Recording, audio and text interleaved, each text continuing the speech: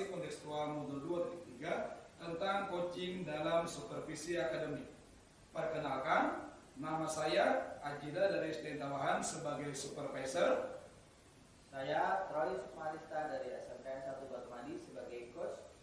Saya Ahmad Maidino dari SDN Lasong dari 2 sebagai coach. Selamat menyaksikan.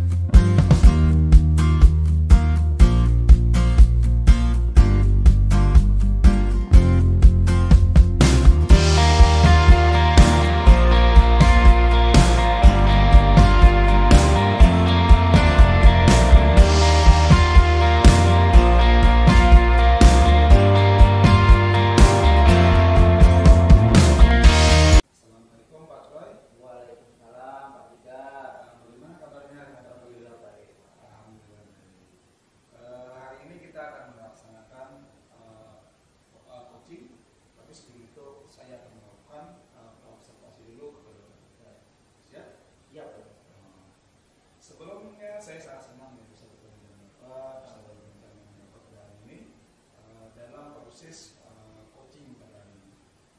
Beberapa hal yang ingin Bapak saya sampaikan kepada Bapak Troy sebelum kita melakukan coaching. Ada beberapa poin yang ingin yang akan saya amati. Yang pertama, dalam proses coaching nanti Bapak harus menampilkan alur cerita. Jadi pertanyaan alur cerita itu harus berjalan sesuai dengan aturannya, dari tujuan, kemudian dari identifikasi, kemudian dari rencana aksi dan bertanggung jawab, semuanya dalam proses coaching itu harus sesuai dengan alur cerita. Kemudian yang kedua, yang saya amati adalah proses coaching itu harus berdasarkan prinsip-prinsip coaching. Nah, proses coaching itu ada beberapa, ada lesson, kemudian ada membuat pertanyaan berbobot, kemudian ada pokoknya ada beberapa macam di situ dalam proses coaching tadi. Kemudian yang jelas dalam proses coaching itu nanti yang ada kita, kemudian proses coaching ini harus ada, kemudian kompetensi inti dalam coaching yang perlu diperhatikan adalah kehadiran kamu tadi, mengajukan pertanyaan-pertanyaan bobot, mendengarkan secara aktif. Kemudian ketika Bapak mengajukan pertanyaan bobot, Bapak harus mendengar dengan rasa. Apa itu rasa? Rasa tadi adalah receive, menerima, kemudian A-nya bertanya, kemudian S-nya summarize atau merangkum. Jadi itu harus Bapak lakukan dalam proses coaching nanti. Baik, Pak Troy, dalam proses coaching nanti apa yang ingin Bapak kembangkan? Jadi dalam proses coaching itu yang ingin saya kembangkan adalah proses mendengarkan dengan aktif dan juga mengajukan pertanyaan tersebut. Bagaimana Bapak ingin mengembangkan kompetensi tersebut? Salah satunya yang ingin Salah satunya adalah mendengarkan dengan aktif. Karena ketika kita mendengarkan dengan aktif, seorang coach itu akan merasa dia benar-benar diminati. Karena jika melakukan itu, maka semua hal yang menjadi masalah dan berjalan akan diselesaikan. Dari situ kita akan bisa melihat dan itu kita bisa memberikan kesimpulan apa sih yang sebenarnya dirasakan pada seorang coach, dan nanti kita bisa melihat sedikitnya itu gambaran bagaimana dia nanti bisa membantu. Itu seperti itu. Sudah bagus sekali gambaran yang sudah Pak berikan tentang saat proses coaching ini. Bapak saya rasa cukup lah untuk observasi. Selamat bekerja Pak Troy. Dan coaching lancar.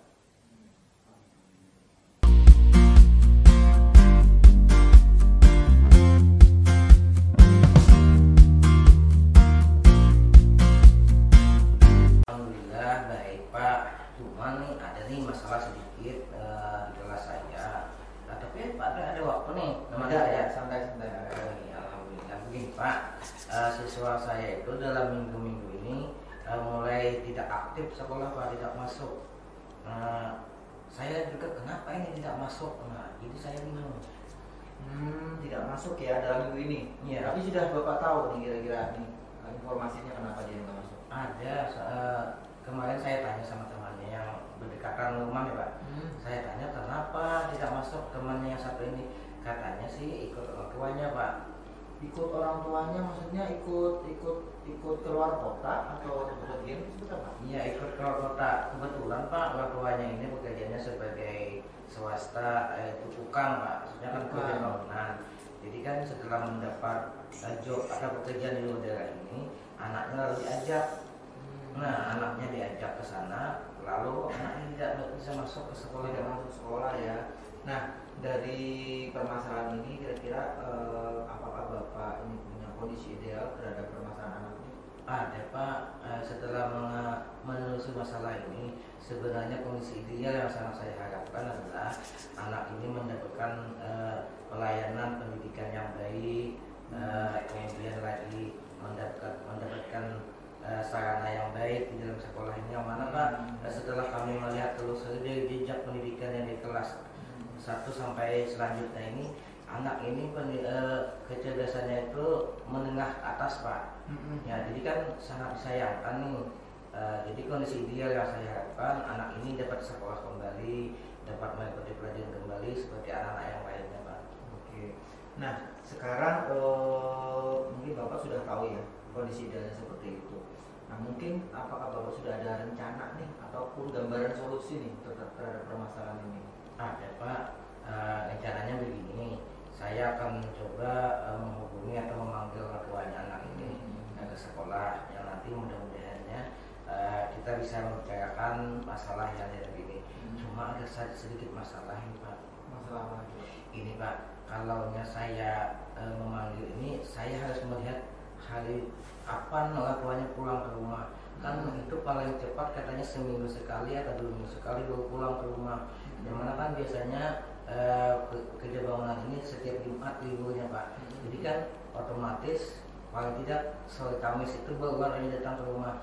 Takutnya nanti kalau saya datang ke rumah tetapi orang tuanya tidak ada, kan saya istilahnya tidak mendapat respon permasalahan saya tidak berjalan dengan baik. Jadi saya jeli dulu melihat hal apa orang tuanya ada di rumah. Oh gitu ya. Nah, mungkin sebenarnya untuk yang rencana yang sudah Bapak sampaikan tadi itu sudah ada. Apakah ada Pak mungkin support dari dari Bapak sendiri, ada support, ada dukungan dari yang lain? Ada Pak, saya sudah mencoba berkoordinasi, menceritakan permasalahan ini dengan kepala sekolah, kemudian juga dengan komite. Alhamdulillah Pak, dari pihak kepala sekolah beliau memberikan apresiasi yang baik, dia mendukung, teman-teman sejawat juga mendukung dengan rencana saya ini akan mencoba istilahnya melakukan pemanggilan orang tuanya ke sekolah untuk membicarakan masalah ini Pak. Nah, ini mungkin saya sedikit melihat gambaran tadi dari Bapak bahwa anak ini sebenarnya tidak masuk sekolah karena dibawa orang tuanya, khususnya oleh bapaknya, untuk bekerja di luar kota sebagai tukang tadi ya. Ya. Nah, mungkin ini adalah salah satu faktor mungkin ekonomi ya, mungkin ini. Nah, kalau nanti mungkin Bapak akan bertemu dengan pihak orang tua, apa yang mau disampaikan ya, kalau memang ini nanti terkait ekonomi, apakah dari pihak sekolah yang mungkin sudah mendukung Bapak ini, adakah solusi dari pihak sekolah nanti kalau memang ini adalah permasalahan ekonomi, ini loh yang akan saya sampaikan atau pihak sekolah sampaikan kepada pihak orang tua. Adakah seperti itu Pak? Begini Pak, rencananya kalau seandainya permasalahannya itu adalah dari tingkat ekonomi, mungkin kami dari sekolah memang tidak ada memberikan semacam bantuan, umpamanya kan anak ini diberikan fasilitas umpamanya asrama dan sebagainya, memang tidak ada. Cuma kalau dari dalam istilah bahan atau alat dalam pembelajaran itu nantinya akan kami berikan, akan kami sediakan buku pelajaran gratis dan sebagainya, yang mana nanti mudah-mudahan itu akan mendukung dari jalannya pendidikan anak ini kalau itu dilihat dari masalah ekonomi.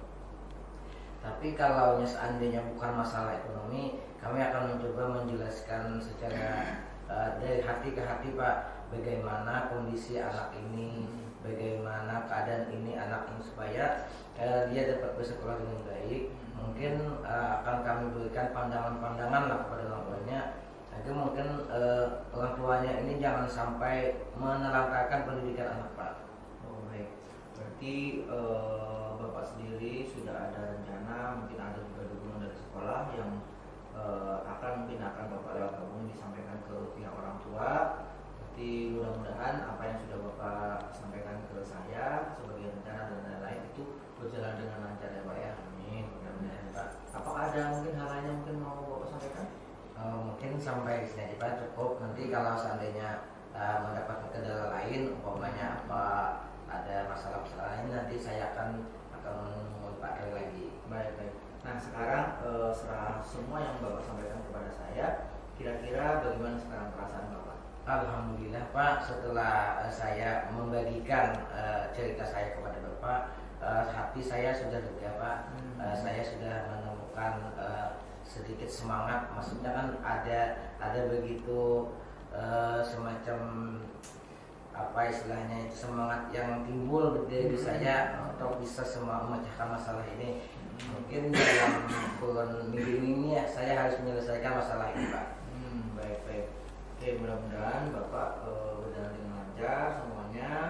Segala permasalahan yang mungkin dialami oleh anak dan juga mungkin sesuai tadi yang Bapak sampaikan dengan aksi dan lain itu semuanya berjalan dengan baik sehingga permasalahan juga bisa diselesaikan juga dengan baik.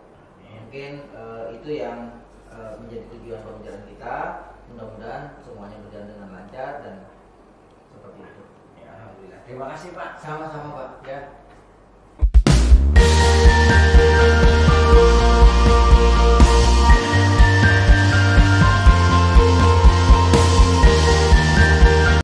Waalaikumsalam Pak Dida. Bagaimana perasaannya setelah melakukan coaching tadi? Alhamdulillah Pak, setelah coaching beberapa hal yang mungkin menjadi saya bukan jalan ataupun hal-hal yang mungkin tidak bisa saya ungkapkan sendiri atau saya pendam sendiri akhirnya bisa saya sampaikan dan itu sangat membantu saya menemukan solusi sebenarnya. Apakah menurut Pak Troy dalam coaching tadi sudah tercapai apa yang menjadi tujuan Pak Troy? Menjadi tujuan ya. Yang menjadi tujuan dengan proses coaching tadi sebenarnya sangat tercapai. Karena tujuan dari coaching itu kan setidaknya ketika saya itu bisa memberikan memberikan gambaran ya kepada seorang coach tadi itu, seorang coach setidaknya ketika saya bisa memberikan kehadiran penuh saya harus mendengarkan dengan rasa dan sebagainya, seorang coach akan merasakan saya itu adalah orang yang bisa mendengarkan. Dengan proses mendengarkan seperti itu, coach akan bisa memberikan semuanya yang mungkin dirasakan. Akhirnya hal ini akan bisa memberikan saya gambaran untuk dia bisa menggali potensi untuk mengeluarkan solusinya sendiri. Mungkin seperti itu ya.